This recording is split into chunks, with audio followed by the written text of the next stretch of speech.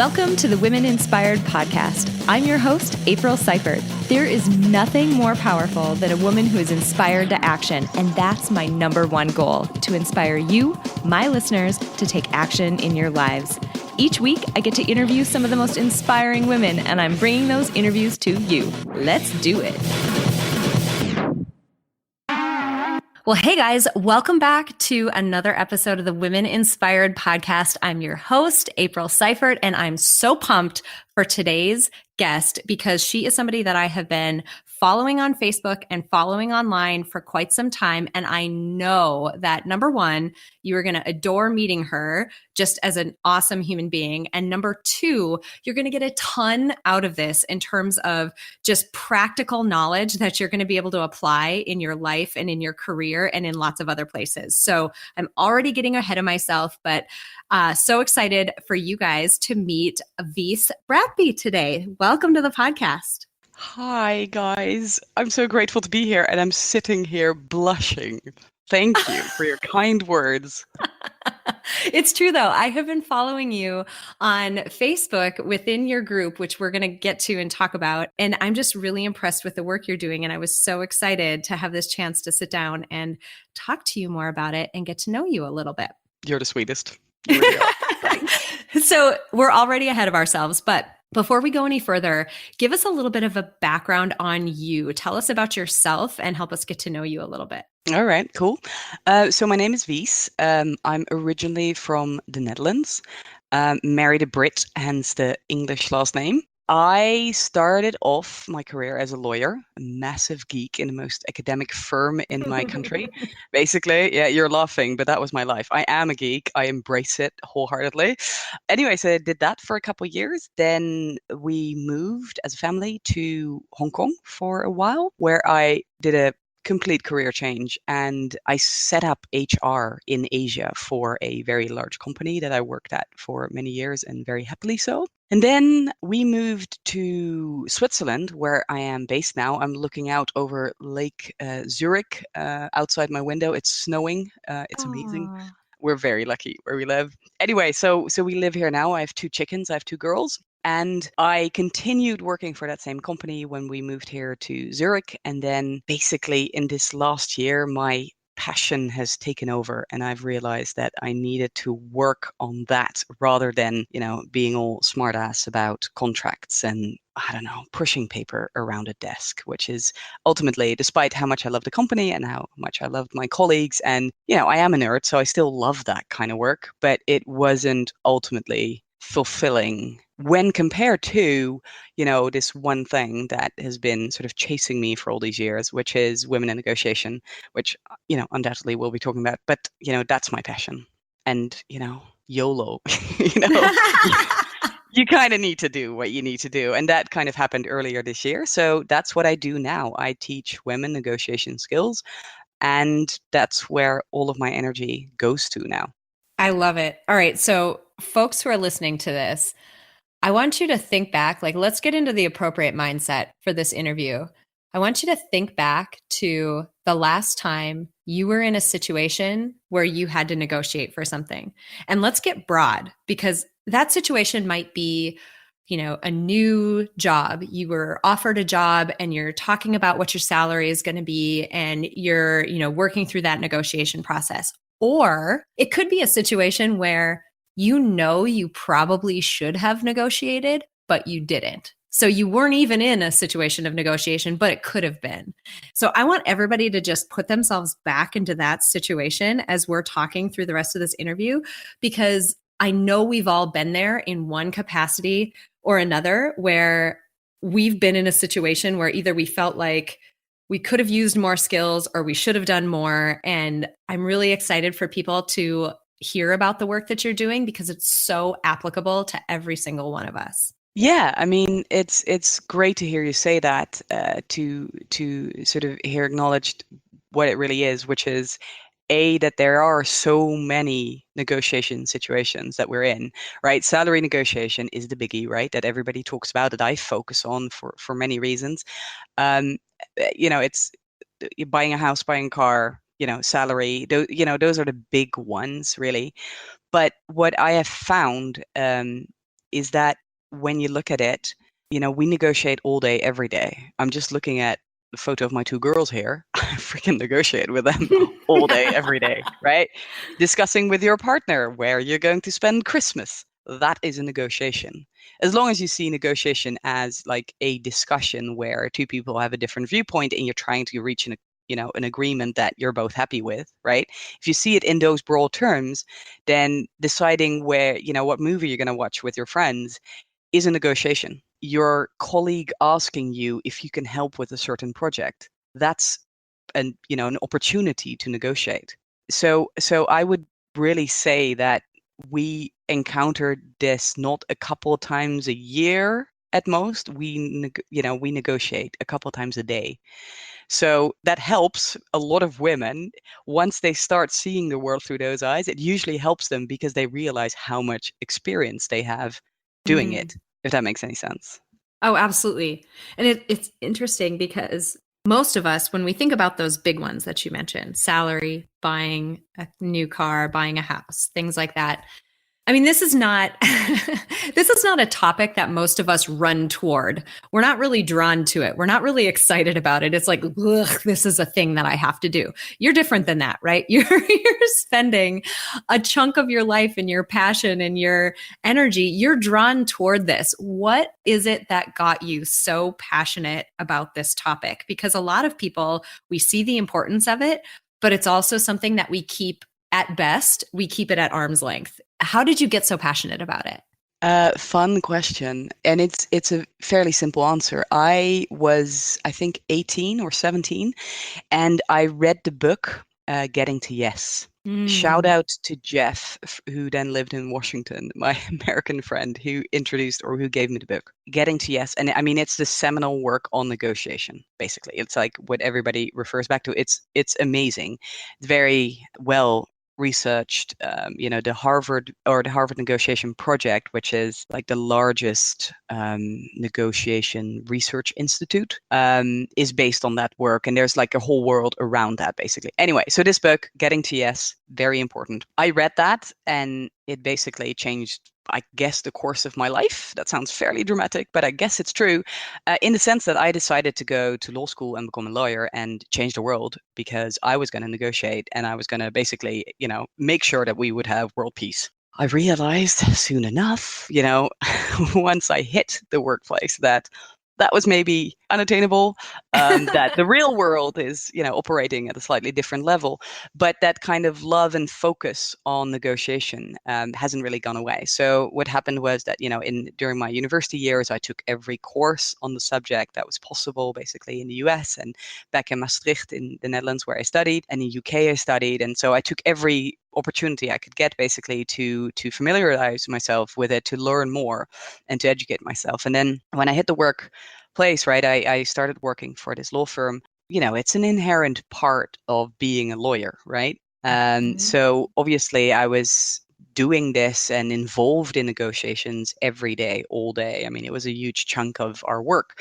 There was a fairly fun side thing where my firm was involved in, we had a research team that worked out sort of the details of the largest fraud in the history of my country. Wow.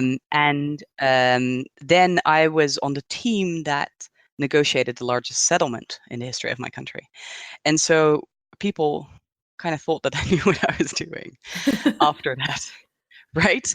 And so, more and more of these types of questions would sort of come my way. So that was kind of my legal days.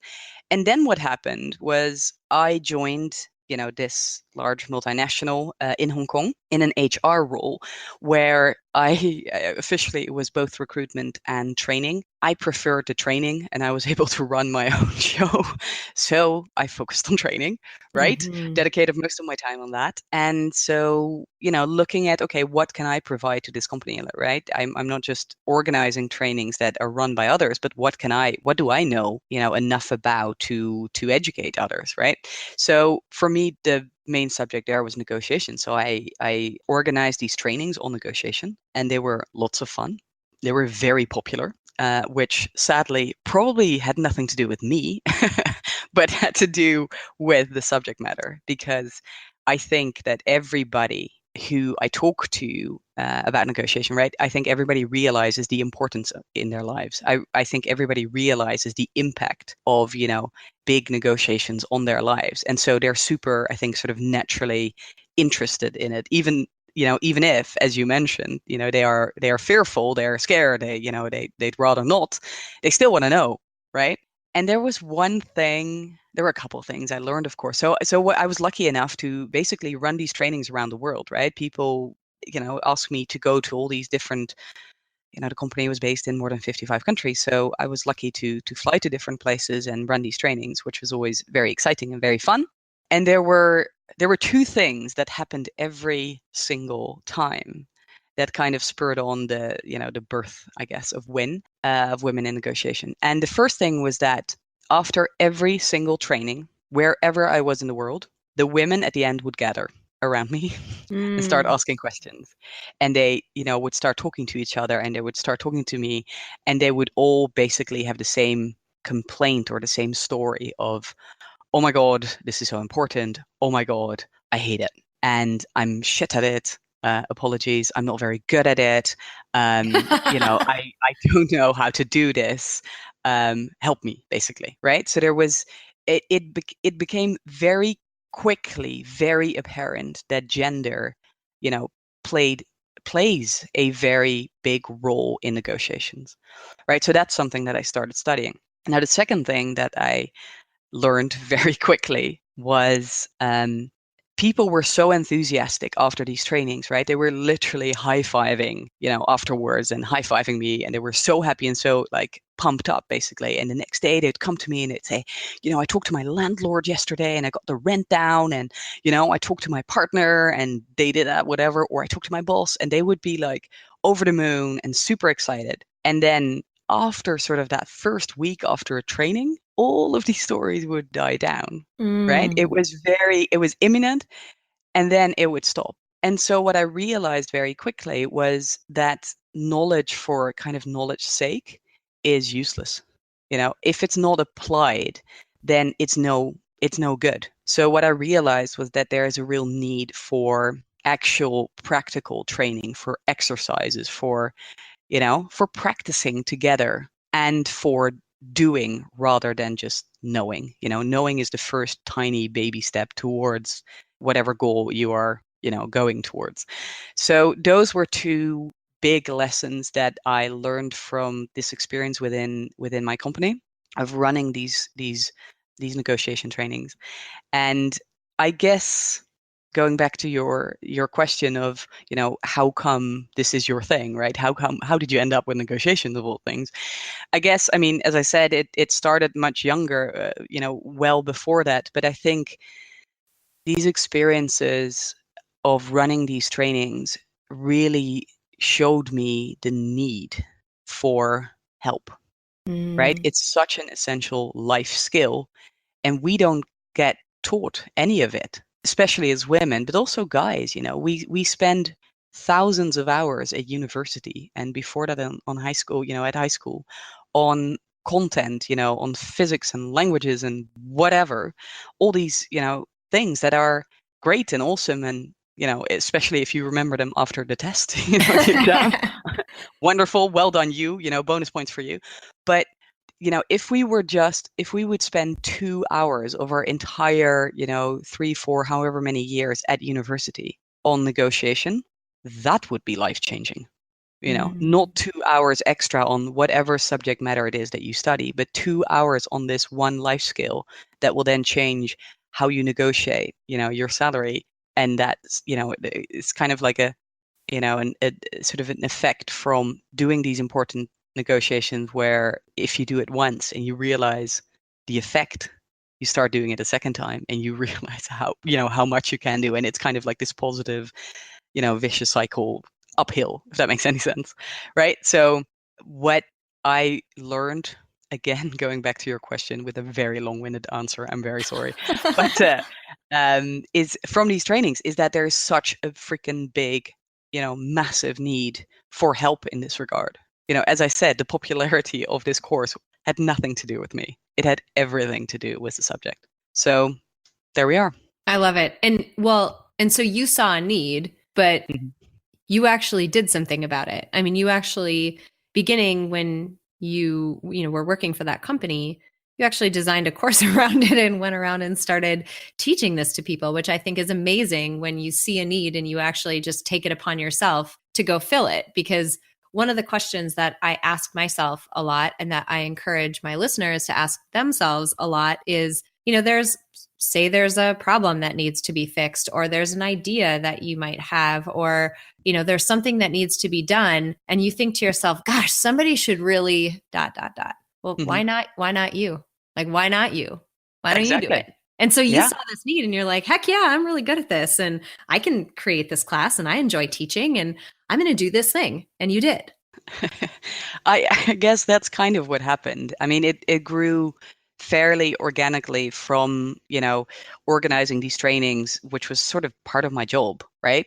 At least during my HR years, I then actually within the same company went back to legal, right? I became a legal counsel for another 18 months or so. But then, I still knew where my passion was. So I still ran these trainings whenever I could, basically, Mhm. much to the chagrin of my old boss who didn't get the need for any of this. Anyway. Well, why don't we just launch right into it then? Tell me a bit about women in negotiation, because you mentioned that you saw that the women were gathering together, the women were coming up to you, the women had a different experience, it seems like, than the men did who were coming to these trainings. Tell me how you parlayed that over into women in negotiation and how you decided to narrow in on, focusing on women's experience. Right. So it started indeed with those experiences of having these women gather and asking me all these questions, which kind of piqued my interest. And, I wondered, I remember the exact moment where I was, and it just popped into my head, like, this can't just be my colleagues, my friends. It can't be. It has to be a broader, like, experience, basically.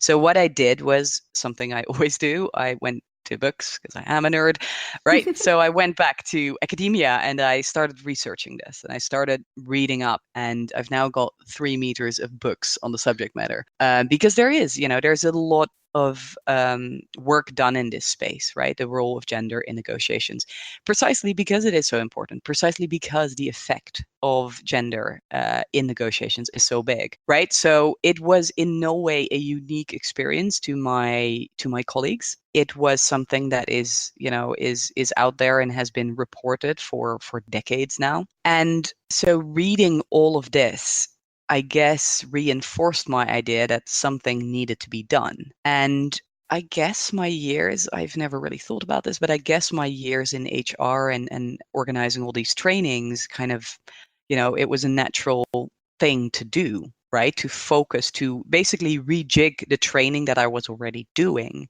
that I was already running, right, on sort of general negotiation, to rejig that and to kind of focus on women specifically. And I've got my first or my lean in group here in Zurich to thank for giving me the opportunity to kind of run a workshop on this. And that really started kind of, it snowballed from there. I did this one workshop with a small group, and looking back, it wasn't very good, but bless them, they were they were very sweet about it. Um, but I realized that this was something, right, that was basically a bigger issue that I wanted to do something about. And then what actually happened was that it was the autumn of last year where I realized, if I apply this idea that knowledge without action is meaningless to my own situation right now, Mm. then I need to start this. I need to do it. And I think that kind of coincided with my search for basically my need to get rid of my sense of perfection. And both of them kind of struck me. And it was a Sunday morning. I was still in bed. And I thought, okay, I just need to do this. Done is better than perfect, right? So I remember I wrote this post on my Facebook page and I said, listen, this is what I've noticed. Women need negotiation skills. I want to, I want to help you, basically. I want to help you get those. Let me know if you're interested in learning about this, and then let's see what we can do. It was very, I literally just rattled that off and it's posted it, didn't think about it, but then found enormous interest. Like I got so many responses from women going, "Yep, sign me up. Yes, please. Yes, thank you. Yes, yes, yes, yes, I'm in." So many that I actually started with two different groups then. And basically this one, small post on Facebook meant that now, I had a deadline and I had people sort of looking at me like, what are you going to do? And when are you going to do it? So I guess I created my own little, you could call it support group, but I think the more realistic term is like, I don't know. It's like I had to now do it, right? This was like, I had to do it. I had to step up. So I did. So I gave myself a very short deadline. And a couple of weeks later, we ran the first session. And then we had this first group and then we had the second group. And, it kind of sort of, as I said, it snowballed from there. And I learned so much in the process. I when I look back at what I taught during or to those first groups, I think it's maybe 20% of what I teach now. You learn so much, or I have learned so much in from every group that I've taught and from every person that I've taught. I've learned so much about what is important, what is not so important. Focusing on delivery method. It does not matter. Wasted energy. Focusing on content. Yes, good idea. All of those, small lessons that I have been able to apply and that now make up, have made the program what it is. And it's something that I'm super proud of. And it's, because of that first, I guess, step, that first decision of, okay, let's do this. I love it. Oh my gosh. I love it. I love the sentence you said, done is better than perfect. You're absolutely, absolutely right. That is quoting Sheryl Sandberg. We spend so much time though as women worrying about, gosh, I don't know how to get to the, very final perfect ending. And I'm not exactly sure how to do this perfectly well. And it just means that we don't ever take steps forward. If we're so afraid of putting something out there that's just not perfect, that, if you guys need license to go do something that's not perfect, go listen to my first episodes of this podcast. Jesus, it's bad. The guests in the interviews, they were wonderful people, but I was learning at the time, and that's just how the process is. And that's why I still keep them posted up there, because man, you learn a lot in the process. And the only way you're going to learn those things is just trial by fire, man. Get out there and start working on it. And you're going to learn those lessons as you go. I have that same thing with my first, especially the first two groups, where when I meet those women, right? Because most of them, well, yeah, all of them were my friends and were my colleagues, right? Because those were the ones I invited, basically. And whenever I see them, I always feel like apologizing. Like, I'm so sorry. It's so much better now. I promise. Like, oh my God, I want you to take, the course again, because I just want to show you how much better it is. Whereas what their feedback is, and bless their hearts. And I couldn't be more grateful to them because of how genuinely lovely they were then, and they still are when they say it was super useful. We're super grateful. We've learned so much. So it's all kind of definitely showed me that it's in your head, right? This idea of what it should be versus how other people experience it. It's a world of difference. And yes, done is better than perfect. I mean, look where you are now. Your podcast is amazing. So, if it wasn't for those first couple of ones, you can't go from zero to perfection, just like that. It is a learning process. Yeah. Absolutely. Absolutely. Tell me a little bit about what's going on because folks who are listening to this, even if you're a lot of my audience is in the US, there's definitely people outside of the US who listen to me, but a lot of them are here. And this is a universal need. This is a need that it doesn't matter what country you live in and what your circumstances are. These skills are a universal need. You have this awesome Facebook group where you're posting amazing content. Folks who are listening to this, you can join this Facebook group and connect with Vise, and she'll go through, like, she does Facebook lives and posts amazing articles and just research and like really useful stuff within this Facebook group. Tell us a little bit about, I mean, I've kind of let the cat out of the bag a little bit, but tell us about what's going on inside that Facebook group and how you're using it and what's happening in there. Thank you for your lovely words. I am loving that group so much. I'm having so much fun in it. Yeah, so the idea really was, okay, so how do I reach my peeps, right? How do I reach my ladies? How do I find the women that, need my help? And, as we talked about before, it's in a way it's almost easy because everybody needs it, right? And I can say that without feeling bad because I mean, I have spoken to thousands. I could say thousands, but well, hundreds, thousands of women about this subject, and not one of them has said to me, and I know some really, I'm very lucky. I have some really cool people in my network, really professional, kick-ass women in really, really cool positions. And even they want help. Basically, I've not spoken to one single lady who has said to me, "Oh, negotiation? Oh, no, I'm good. I know enough." Mm. Not one. So basically, the idea is really for the Facebook group is that my idea was, how do I get women to, in sort of in a fun way, how do I get them familiarized, with the subject? Because not everyone, I guess, experiences negotiation, or maybe their lack of negotiation skills or their lack of confidence in this respect as a very pressing issue, right? It's not something that they go, okay, I'm going to drop everything, I'm going to focus my life on this now for doing this intense program and then really kind of like transforming my life. But there are a lot of women out there who want to learn more and who freaking Mhm. should learn more if they want to get all the things that they want and need and deserve, right? And so I guess my idea was really, what is a very easy way to reach them and to discuss? And something that is very close to my heart is the fact that it's a group, it's a safe space. There are only women in there. That's very important to me. There's plenty of guys who apply, and I just go, no thanks, sorry. So the group is, my idea was that we're amongst ourselves. It's a safe space. We can ask all the questions and we can get all the answers, and we can discuss the negotiation situations that we can encounter, and we can learn from one another, right? It seems like it was the easiest way for me to share knowledge. And I guess, and again, well done you for asking these questions, because you're making me think about a lot of things that I haven't thought about before.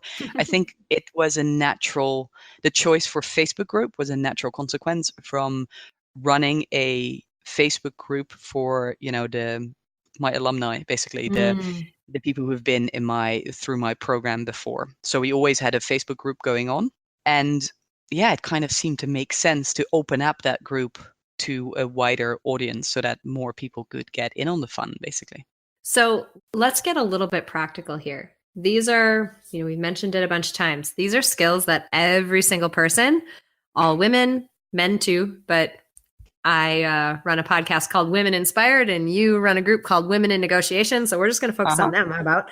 Um, so these are skills that every woman could use. Tell me, if you had to give three bits of advice, or whatever, it doesn't have to be three, like some small number of the important things that people need to know when they're going into a negotiation situation, what would you tell them? Oh, how fun. What a fun question. Okay. There's lots of things. I think the most important thing that women should internalize and really feel very deeply, I think, is that everything is negotiable. Mm. Everything really is negotiable. Even when the person on the other side of the table says it's not, it's still negotiable. And I think if that is your starting point in life, that you encounter any situation in your life, um, and you assume that you can find a way of making it a better outcome for yourself and for the other side, then, you know, you're just going to look at life differently. And I think you'll find that there is so much more in your life that you can influence, and there's so much more possible. To give one really silly example here, that I use often to explain the difference between men and women, regarding kind of propensity to negotiate, right? This idea that, you can influence your life, yes or no, right? So guys, this is the research. Men on average have a much higher, they call it, locus of control, like a sense Mm. that they can influence the world around them than women do. That's just research. That's just numbers, right? Guys on average have a much stronger self that they can influence their world than women. And as I said, a really stupid example, but one that I think kind of highlights this difference, is that my husband once organized dinner for us out here in Zurich. And really random, but here you need to basically book ahead weeks in advance for pretty much any restaurant. It's really weird, but you always, like, things are always booked up. So he was able to get a restaurant last minute, this reservation, and it's a really nice place. And I was super excited about this. And so we walk into the restaurant, and so this waiter shows us, where we're sitting. And I'm just, I'm like a little bit giddy, and I'm just excited. I'm just like, I'm so glad to be here. We're out, yay, right? And he just goes, I want that table. He wanted a different table. And I just looked at him and I was like, what? Wow. Right? Like, how would you, why would you even, you know what I mean? Like, why would you care? And then I realized, no, it is indeed a much better table, right? It was. And it just struck me in that moment that we have such a different outlook on life, right? Where I was just happy with my lot, kind of, right? We were going out for dinner. There were no kids. This was amazing, right? He was like, how can I improve this situation? How can I make it Mm. better? That was his thinking, right? And so this plays out in many different ways and in much more important ways than the freaking location of your, dinner table. But I think if we all adopt my husband's view on life, right? That male view on life, I think our lives would look, better. So my big piece of advice to women would be, assume that negotiation is possible. Assume that a better outcome is possible. So when you use the word negotiation, immediately like ugh, like that you get just nervous and freak out a little bit. But when you put it the way that you just did, how can I improve this situation and make it better? For both sides, Well, importantly. duh. Of course we want to improve every situation and make it Mhm. better. That seems like I've never equated the idea of negotiation with such a simple statement like that. That's legit all you're trying to do. How can I improve this situation and make it better? And when you state it like that, somehow it's just less intimidating to think Mhm. about. I mean, that's the beauty of negotiation in my book. And also, incidentally, the reason why we as women are and should be better at it than guys is that ultimately, during a negotiation, you're trying to make the world a better place in one small way, right? For Mm. yourself and for the other side. And that for the other side is not some kind of touchy-feely, Oprah Winfrey huggy type, I want to make the world a better place, as I just mentioned. It is actually very simple. If you do not make it attractive for the other side, if they don't feel that they're winning something with it or by it by saying yes, right? You're not getting a deal. That's just how the world works, right? So you need to make it better for yourself, because otherwise, why would you agree to it? And not default to, the old setting. And the other side has to like it as well, because they need to agree with it as well. So ultimately, what you're trying to do is create a situation where everybody's happier than they were before they started talking. That's absolutely, that's all that negotiation is. It is a big word. You're absolutely right. It's a big word, and it's kind of a scary word. And if you just view it in this light of, I'm trying to make everybody happy, right? Which we as women, massively generalizing here, but we as women tend to do, then yeah, maybe it's easier to to swallow it. Maybe it's easier to I don't know, to start doing it. And the one thing that I would amend on that, or more call out than anything, is I agree. We want to approach a situation and make sure everyone is happy.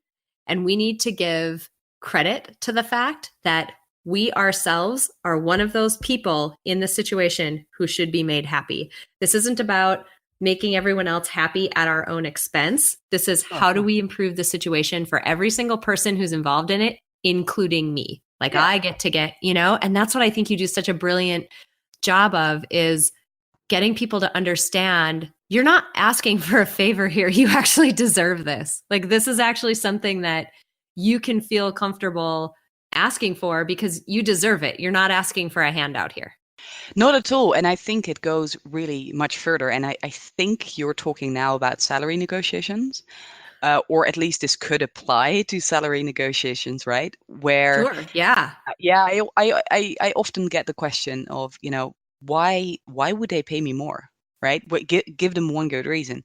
And what I would say to that is what I actually say in my talks with companies, right? Who you'd be surprised there's not that many enlightened companies that understand why their people should get, better salary negotiation skills.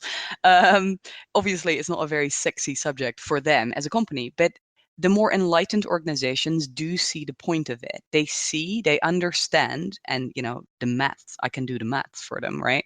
But they see that giving a person a small salary increase, small meaning small relative to the cost of losing that person, Mm-hmm. right? There are different calculations that are being done, but usually it's generally understood that the cost of replacing a person in an organization is 150 to 400% of that person's annual salary, right? Massive cost, massive, massive cost. And so then, the relatively small salary increase that you could also give these people who then won't leave because suddenly they do feel motivated, suddenly they do feel valued, suddenly they see a reason for staying in this job and staying in this company. They see that, and so these companies are interested in that. So as you look ahead, you've got this Facebook group, you've got these, workshops running, you're getting this information out there, you're doing this amazing work. I mean, what's your goal? What's your big goal with all of this? World domination. I mean, I just want to reach as many women as I can. And I hope that in 2018, I'll reach a level of professionalism whereby I make plans and I, run numbers, etc., etc. That's not kind of how I run as a person. So I hope to learn that. But really the idea is to reach as many women as I can, starting with the professional women that are in the group, right? In corporates, in corporate careers, and entrepreneurs as well. I'm now reaching out to entrepreneurs, which is loads of fun. But kind of beyond these women, I want to reach, much earlier on in their careers when they're still at university to make sure that they hit the workplace, with a salary that they deserve, right? And beyond that, women in third world countries, if there's one group that would benefit from knowing how to price their work and, Mm. ask for and get what they deserve, obviously it's them, right? So I want to reach those. I want to reach girls earlier on. I mean, the earlier the better, right? So yeah, I won't sleep until we're there. Awesome goal. I love that you just said world domination. Like, well, duh. That's of course what I want. Yeah, You're man. so matter of Well, fact I about it. mean, I love it. yeah, no, and it sounds, I guess a bit aggressive, but if you see beyond, that term into what I'm trying to do, then really it is. I really want to reach as many women as possible. And to get more specific, I want to eliminate the gender wage gap. It is the one Mm. driving force behind all of this. I think it is a tragedy. I think it's a disgrace that still exists. The numbers, I find them mind-boggling. The fact that women are paid so much less than guys for exactly the same work. I mean, Mm-hmm. it's 2018 soon. Mm-hmm. It is it's crazy, right? So that is my goal, to eliminate that, or to do my bit to eliminate that. Yeah, and I feel that for me, the vehicle, through which to do that, through which to achieve that, is these negotiation skills workshops and courses. And the idea really is, and why I like these workshops so much is, they say, that there are three reasons for the gender wage gap. The first is, covert discrimination. The second one is what they call the motherhood gap, right? Where women leave the workplace for potentially extended period of time, or there's the fear that they will, and that influences their careers and therefore their salaries. But the third one is the fact that they often neglect to negotiate, right? Either at the start of their job, before they take it on, or for annual raises. And what I like, or what I when I look at those three reasons, when I think those through, you realize that there are two that you can't influence as an individual. You and I can't influence the fact that there are companies out there that discriminate, that there are managers out there that discriminate, whether they realize it or not. That happens, right? We can't influence that. We can't influence that this motherhood gap exists. We need governments and we need companies to take responsibility for this and to hopefully have policies. And then maybe in 2080, we'll have a completely equal, level playing field. But there's nothing that you and I can do. What we can do something about is this whole negotiation gig, right? We can train ourselves. We can get good at this. And we can make sure that we ourselves and our sisters and our friends, learn the skills necessary so that they can ask and get what they want and what they need and what they deserve. And I think I find that just pretty cool, pretty sexy about this whole idea that, you can take action. This is not a passive thing where we're hoping that somebody will save us, somebody will please help us. No, this is something that you and I can do ourselves. And it's also fairly simple, Oh, it, hell yes. it, Oh, hell yes. I mean, none of what I teach, and this is what I tell people all the time, and also in my Facebook group, none of this is rocket science. Really, it isn't. It isn't very difficult. I'm not saying it's easy, but the theory, the strategies, the sort of the theoretical, the technical part of negotiation, not difficult. What is holding us back is our mindset, right?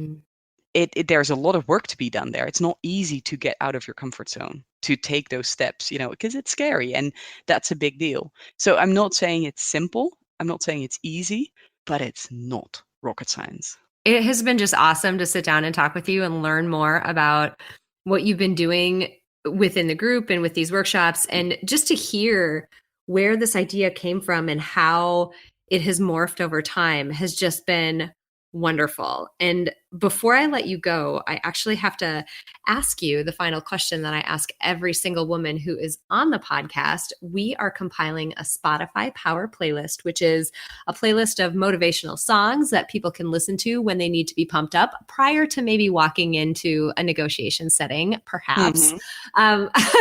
So I have to ask you for your contribution to our Spotify playlist. Oh man, I love this question so much, and I've done a lot of thinking, and I have heard all the power songs on there, and I love them. I Yay! have, yeah, no, seriously, it's really cool. It's on my Spotify list, and it has been played here on a Sunday morning. So we love it.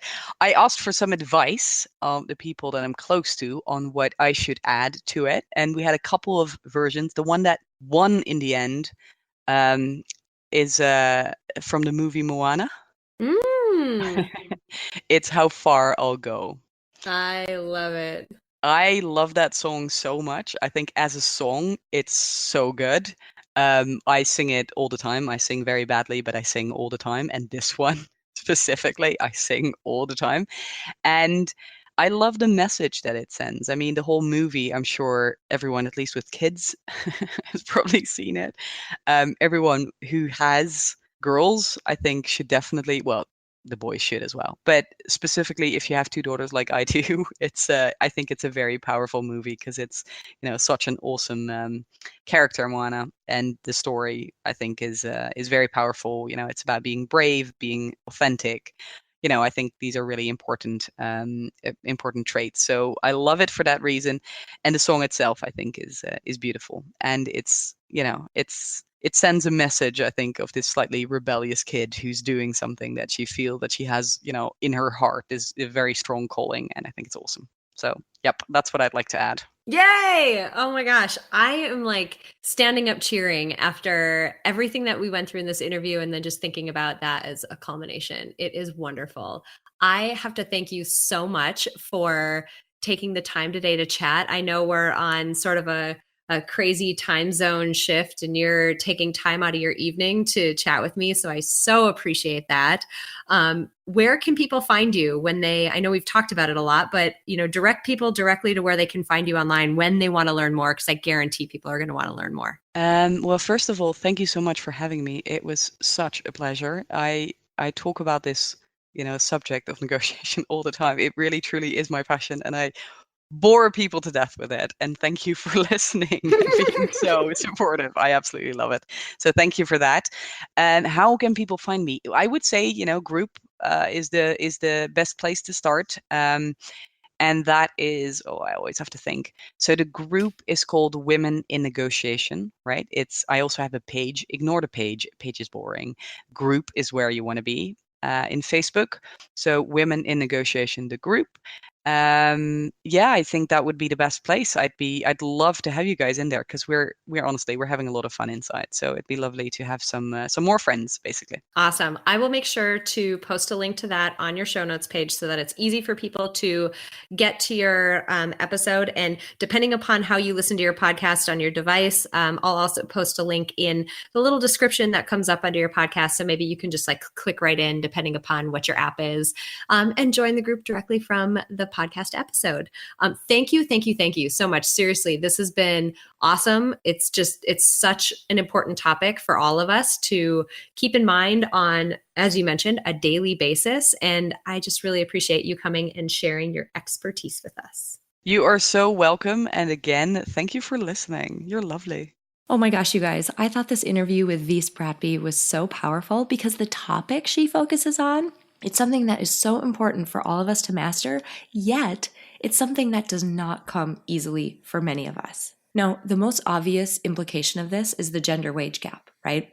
You hear about it in the media. Depending upon what your ethnicity is, you make anywhere from 60 some cents on the dollar to 78 cents on the dollar compared to a man in a similar situation. And the common rebuttal that you hear from, people who don't believe in this phenomenon, by the way, that has been documented ad nauseum all over the place in repeatable studies, peer-reviewed, oh my gosh.